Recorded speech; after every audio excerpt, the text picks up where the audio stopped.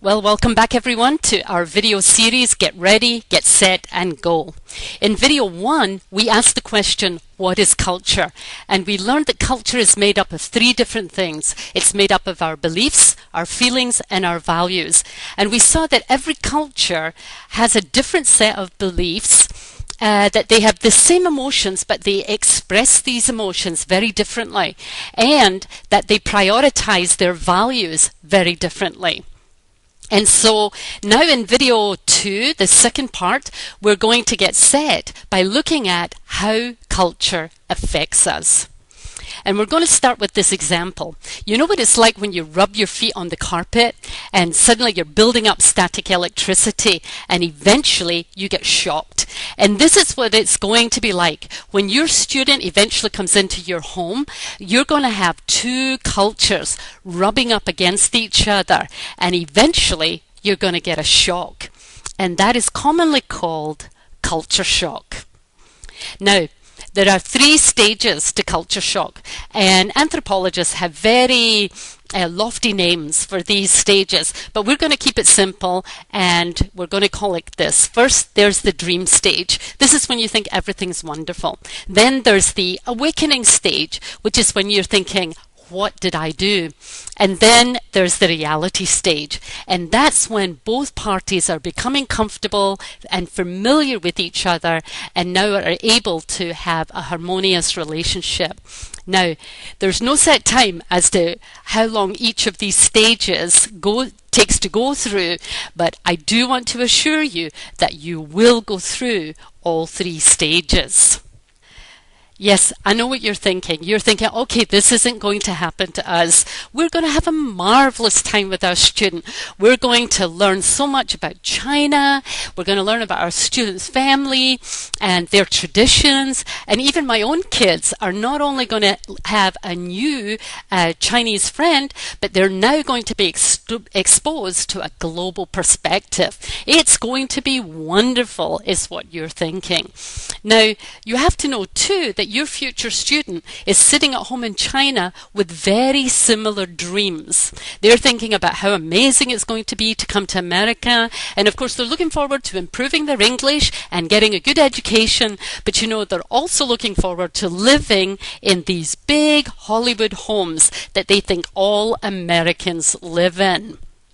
So you see, before your student gets here, you just believe everything's going to be great. You're excited, you're looking forward for them to being in your home, and for a short time after they arrive in your home, you're thinking how wonderful it is. You know, you think the strange way that they string their sentences together, you just think is so adorable. And in fact, you even go into work and you tell your colleagues, oh, you'll never guess what little Ann Pei said today. They tried to say this, but actually said that. Isn't that just so cute? And so you think everything is just amazing, but that's because you're in stage 1, the dream stage. But unfortunately, like all dreams, you have to wake up. And all too often, it's a rude awakening. When you move into the awakening stage, the biggest thought, which is now constantly looping in your brain during this entire stage, is, what on earth was I thinking? Now everything that you previously found cute, not so much. All the things that you found adorable, not so much. Now instead you're beginning to find your students' habits somewhat annoying. You find it frustrating not always being able to understand them, and sometimes the things that they are saying, you find that they even border on being rude. And really, this is the worst stage of culture shock. It's when you and your student do not get along. And by and large, there are 3 main areas that we have to work on.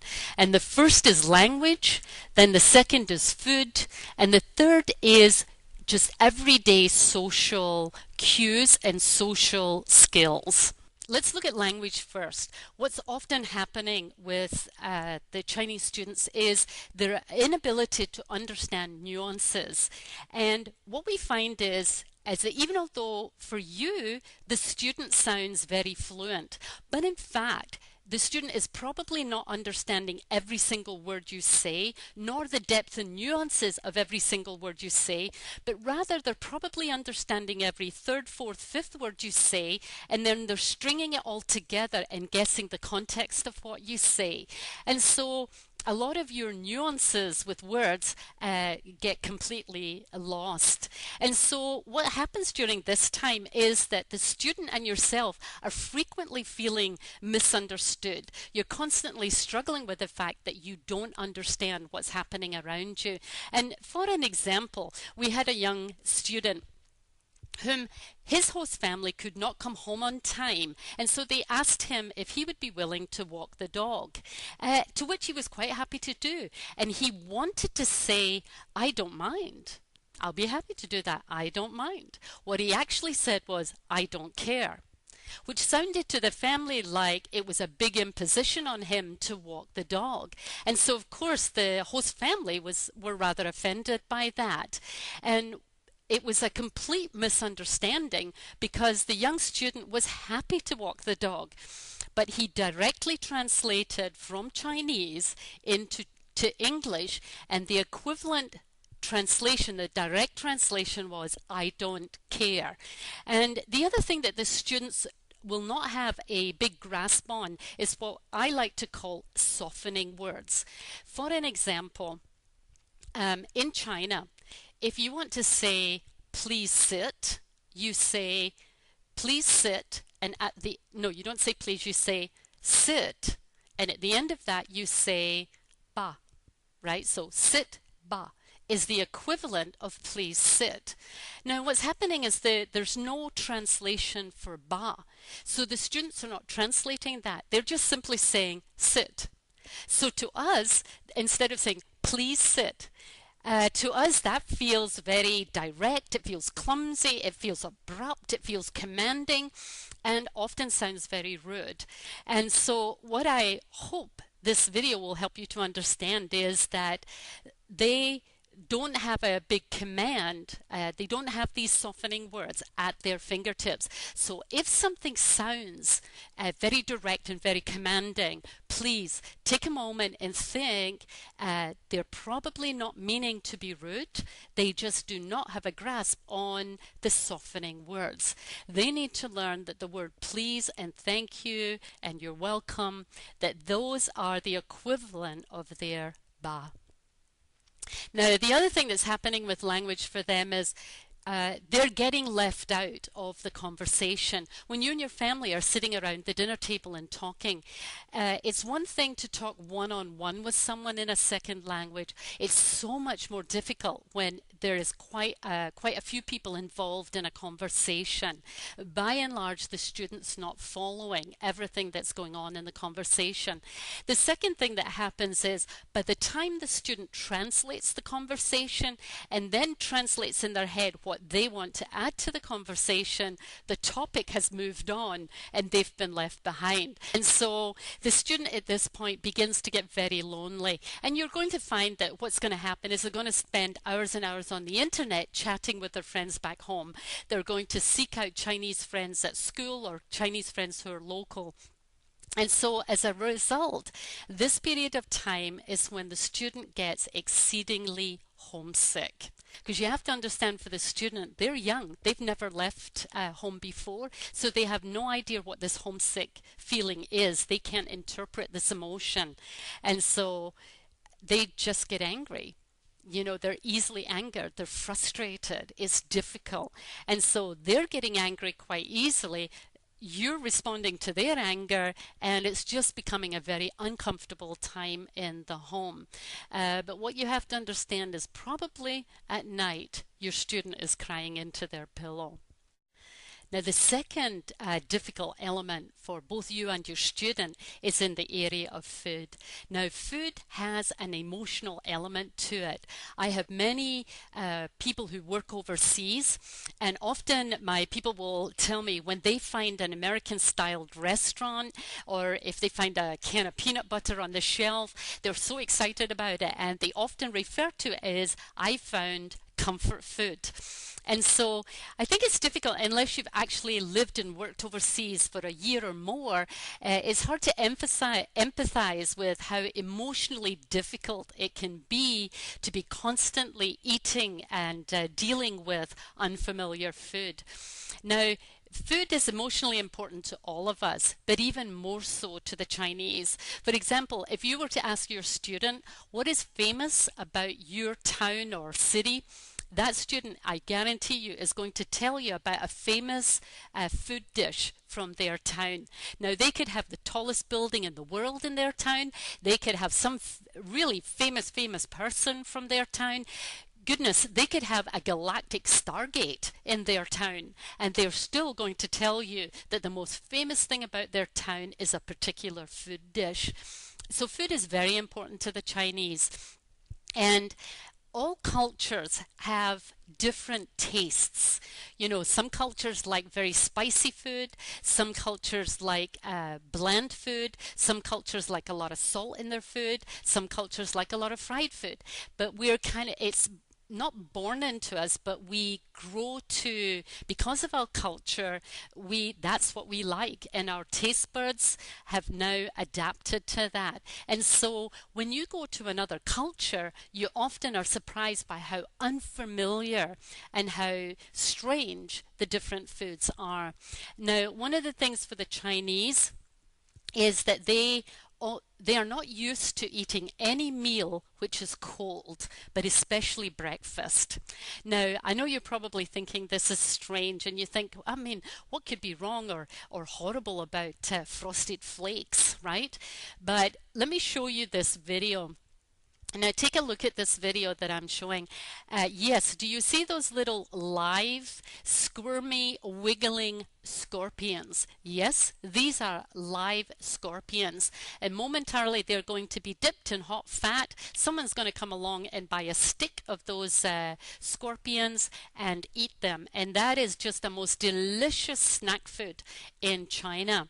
Now, I want you to imagine that that is the only thing that you are being offered for breakfast is deep fried scorpion.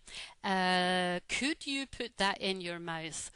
Now, I don't know about you, but I'm thinking you're probably a lot like me, and I could not put scorpion in my mouth. I could not eat scorpion.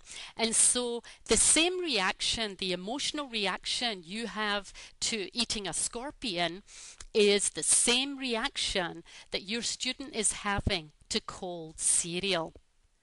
Now, the third and final difficulty or challenge in this difficult period of the awakening is socializing. Now, you have to understand that for many of your Chinese students, they're coming from big cities or even smaller towns and villages. They are used to they're used to being able to be independent. They're used to be able to getting from A to B without any problems. There are just public transport is in abundance in China, and even if you can't get a bus, a train, or a subway, taxis are a dime a dozen, easy to take them back and forward. And so your Chinese student is not used to the idea that they need to be picked up and taken to certain places, and so that arrangements need to be made for those. And so that is often going to lead to miscommunications. They also come from a city or a town or an environment where entertainment is right outside their door. One of the big things that the Chinese love, particularly the young people, is what is called a night market. And every place, every town, city, village has a night market, and that night market, if it's not right outside your door, it's just down the street, very accessible. And so the students are used to being able to go to these night markets. The night markets are filled with little trinket things that they can buy, and just the most delicious of food, at least delicious for them, is at this night market. So they're used to meeting up with their friends and going to this night market. For many of them, they've never known an environment that is like a suburb. And so the fact that things shut down at a certain time of night is incomprehensible to these students.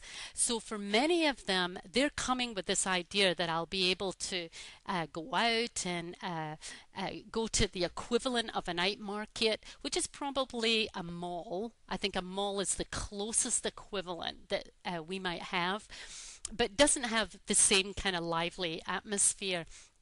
But nonetheless, they are finding now that even in their social life, the things they've liked to do in their social life are just not the same, or are a little bit more difficult to try and access. And so again, this really helps them feel isolated. Well, just to conclude this video, we've been looking at the effects that culture has on us. And you see, when we look at what culture shock is, that it is an emotional impact upon our lives, and an emotional impact for both you and your student. It starts off where everything's just wonderful because we're in that dream stage, imagining how wonderful it's going to be, but then everything goes downhill, and this downward spiral is just very emotionally draining and emotionally challenging. But the good news is that there is an end to it, and that's when we begin to move into stage 3, which is the adjusting stage. And that's when we begin to, the student is becoming more familiar with the language, and you're beginning to understand each other better. You've settled into a groove about the food, and now socializing, social life, social cues are all beginning to fall into place. So what we will do is, in the next upcoming video, we're going to look more specifically at practical and helpful tips to help you overcome and get to that third stage where you can have a happy and harmonious relationship with your student. So till next time, have fun.